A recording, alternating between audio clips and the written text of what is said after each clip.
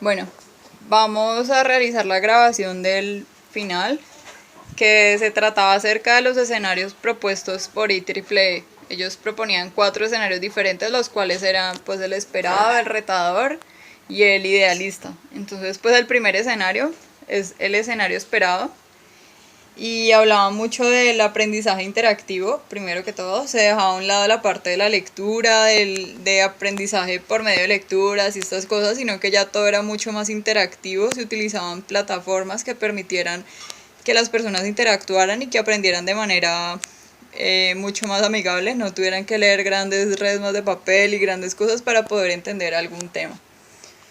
Este escenario se enfocaba mucho en las tecnologías de información. Entonces pues hablaban que iba a haber un mayor dominio de la información. Sin embargo, este dominio lo iban a tener principalmente personas con dinero. Iban a haber muchas barreras para las personas pobres. Las personas pobres no iban a tener tanto acceso a este tipo de plataformas. Y pues igual las personas que las poseían no tenían muchos incentivos para compartirlas, sino que pues preferían tenerlas bajo su poder porque esto les daba como mucho más poder. Las tecnologías de información también permitían hacer un análisis en tiempo real mucho más detallado acerca de diferentes aspectos, cosas dinámicas del entorno, y esto da una mucha más facilidad para tomar decisiones, pues las decisiones correctas, teniendo en cuenta muchos más factores que los que se tenían anteriormente. Igualmente permitían solucionar retos, debido a que se tiene pues más información, se tiene más conocimiento de las cosas, entonces se pueden tomar decisiones y se pueden solucionar retos de manera más fácil. Las tecnologías de información son redes más de información en tiempo real. Ya no se tienen grandes como cantidades de papel, sino que en la nube o en la plataforma se tienen muchísima información que es actualizada en cada momento. Un ejemplo de esto es la parte de las acciones que constantemente se van actualizando en las plataformas de internet, entre mucha otra información que minuto a minuto se va actualizando y permite como conocer las cosas que se van dando alrededor del mundo. Las tecnologías de información también están muy relacionadas con las bases de datos, entonces pues se tienen grandes bases de datos con mayor información, permiten administrar y manejar mejor la información. También hay plataformas de interacción virtuales que permiten una interacción a nivel global. Ya no solo se puede interactuar con el compañero, sino que se puede interactuar con personas que están al otro lado del mundo y en tiempo real. Esto es mucho más eficiente y pues permite como tener visiones diferentes cuando se van a realizar las cosas.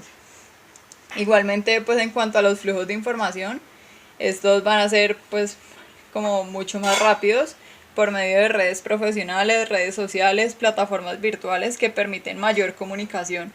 Entonces pues aquí hablaban un poco de las plataformas colaborativas, que decían que eran como una especie de plataforma donde las personas podían interactuar, dar sus opiniones, sus ideas y tomar decisiones, teniendo en cuenta muchos factores, no solo de personas de su región, sino pues, de todas las partes del mundo. Eh, en cuanto a las tecnologías inteligentes, pues se hablaba de un conocimiento, entonces pues permitían grandes beneficios, mejorar la calidad de vida y tener un mayor dominio o poder de las cosas. Entonces las tecnologías inteligentes se decía que estaban en todas partes. Un ejemplo son los nanosensores y los biosensores. Esta nanotecnología permite como realizar mediciones, tener un mayor control de las cosas en cuanto a salud, ubicación y una mayor seguridad. Entonces pues los avances tecnológicos mejorar, permiten mejorar la situación de las cosas, permiten como solucionar muchos problemas de la sociedad. Sin em Bueno, como lo decía mi compañera, en las tecnologías inteligentes, el que tiene conocimiento lograría mejorar la calidad de vida de las personas, le traería mayores beneficios y pues con el conocimiento se llega a un dominio y a un poder. Si la nación que digamos en estos momentos tenga más conocimiento lograría tener el dominio y el poder sobre las demás. ¿cierto? Un ejemplo es como la de Estados Unidos. También se comentaba otro aspecto importante que eran los nanosensores y biosensores, los cuales te permitirían facilidades en el momento de, digamos, medición, tomar datos, ya sea para el cuerpo humano o para el ambiente en general. Te mejoraría aspectos como la seguridad, ya que te da la posibilidad con esto de tú tener la ubicación de la persona, de saber qué le está pasando, medir sus signos vitales, saber también su ubicación, si está en una zona peligrosa, qué le está pasando. Pero también esto va guiado hacia un control, ¿cierto? Esto controlaría un poco más a las personas, ya que se tendría, digamos, la ubicación de ellas en tiempo real y se tendría mucha información de ellas privada, digámoslo así. Entonces tiene como dos contrastes: el contraste de que es bueno para la salud y tiene mucha aplicabilidad en el sector salud, pero pues también se invade, digamos, en cierta forma la privacidad de ellos. Bueno, otro de los aspectos mencionados en el escenario 1 era el cambio en las condiciones laborales. Entonces ya no se buscaba contratar a una persona en el largo plazo y que cumpliera con los jornadas de trabajo, sino que esto iba a ser mucho más flexible. Las personas podían trabajar como de manera mucho más, en los tiempos que ellos desearan, pues todo, o sea, podrían manejar su tiempo y ya las personas no iban a ser contratadas en largo plazo, sino más como para trabajos de momento. También hablaban de algunas oportunidades perdidas, entonces pues se debía realizar inversión en educación, recursos, y pues había muchas restricciones del conocimiento, como le dije anteriormente, había que no había como tanta accesibilidad para todas las personas, sino que había mucha inequidad para las personas pobres. Igualmente pues hablaba de algunos límites de los seres humanos. En cuanto a culturas, sociedades y costumbres, debido a que se iba a notar también mucho la parte de la inequidad y la diferencia entre las personas ricas y las pobres. Las ricas iban a tener mucho más poder y mucho más acceso a las cosas. Las personas pobres no tenían tanto acceso a esto, entonces no podían gozar de todos los beneficios en cuanto a trabajo y demás, pues, conocimiento y todo lo que planteaba este escenario.